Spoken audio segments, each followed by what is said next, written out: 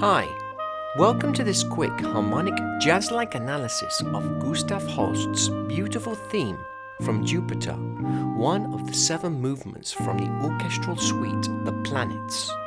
The melody was named after THAXTED, the English village in Essex where Holst lived in his later years, and was used in the British patriotic hymn, I Vow to Thee My Country. The tune became very popular in 1991 when it was used as the theme song for the Rugby World Cup, with specially written new lyrics that attempted to capture the spirit of international friendship. It was then called World in Union. Analysis. The piece is in E-flat major, with a simple harmony being 100% diatonic. There is a subtlety about the way Holst uses inversions and passing chords that mark the piece and provoke the spirit.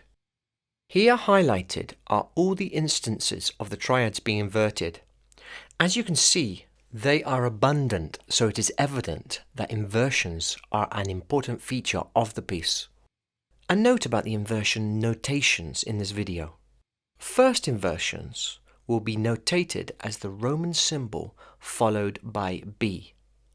Second inversions will be notated as the Roman symbol followed by C. In E-flat major, therefore, chord 1B is, and 1C is. Right, so the form of the piece is simply A, B, A, B, A, always each section being 8 bars long. A featuring this melody,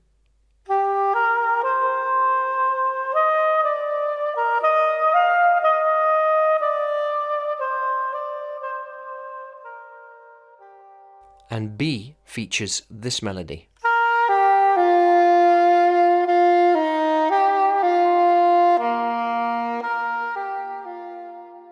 Okay, bar 1. The harmony starts on chord 4, then moves to chord 5. In bar 2, we hear the tonic chord E-flat major in first inversion with the 3rd G in the bass, colouring the sound and emotion hugely. It's hard to put this sound into words, but there is something about this first inversion sound emotion. Would you agree? Let's compare this opening phrase now ending with the E-flat chord in root position.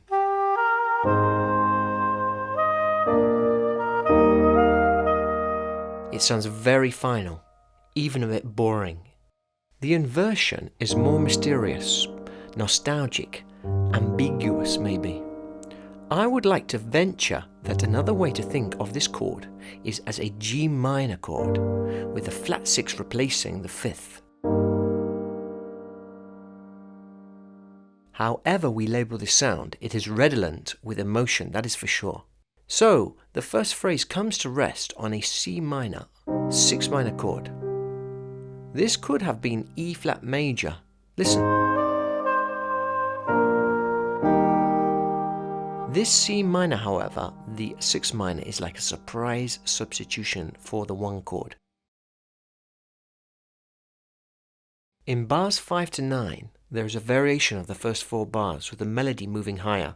The chords are the same until bar 7, where the last F is harmonized with an A-flat, the 4 chord in first inversion, which then moves to the E-flat tonic chord. This is a lovely example of the plagal cadence, which is so uplifting and soulful compared to the regular 5 chord. By the way, there is a passing chord that connects the first 2 phrases at the end of bar 4.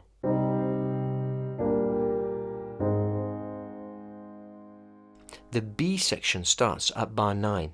This begins on the 5 chord, the dominant that sounds dominant and strong.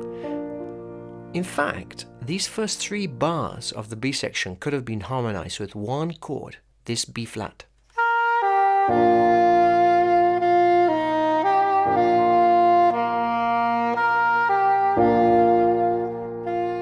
However, Holst supports the melody notes with passing chords that work delightfully.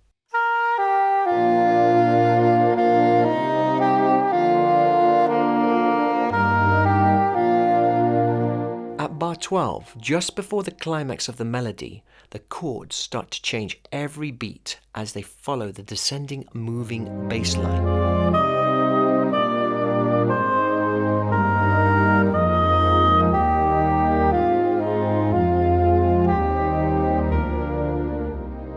At bar 13, the second chord could have been a B-flat triad. However, the G minor in first inversion is more thought-provoking, I would say. In bar 14, there is an interesting B-flat 7 sus chord in second inversion that supports the E-flat melody. Similarly, at bar 16, there is another suspended chord that is in second inversion, an F7 sus over C, that links the bass line from the D to the last B flat. This last chord supports a G in the melody, making the sound a B flat 6 chord. The tune then repeats the previous A and B sections. Then to finish, we hear the A section again, but without the last note, so the tune ends somewhat in suspension.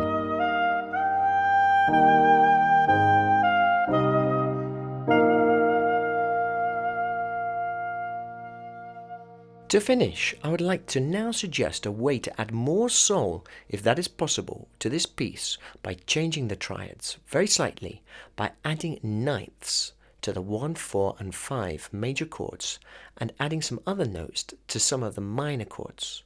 So on the A flat major we will add in the ninth, the B flat.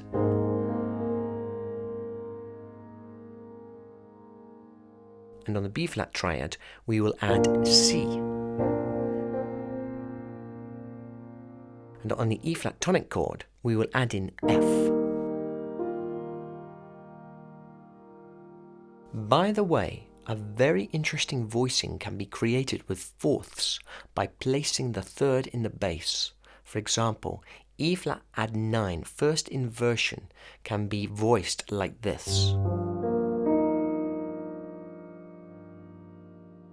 And on the C minor chord, in bar 4, we can play the ninth as well, like a suspension. I hope you've enjoyed and benefited from the video. You may like, for the price of a cup of coffee, to support Jazzduets over on Patreon, and that help will be greatly appreciated. Thanks for watching. I leave you now with this soulful version with the added ninths. Cheers.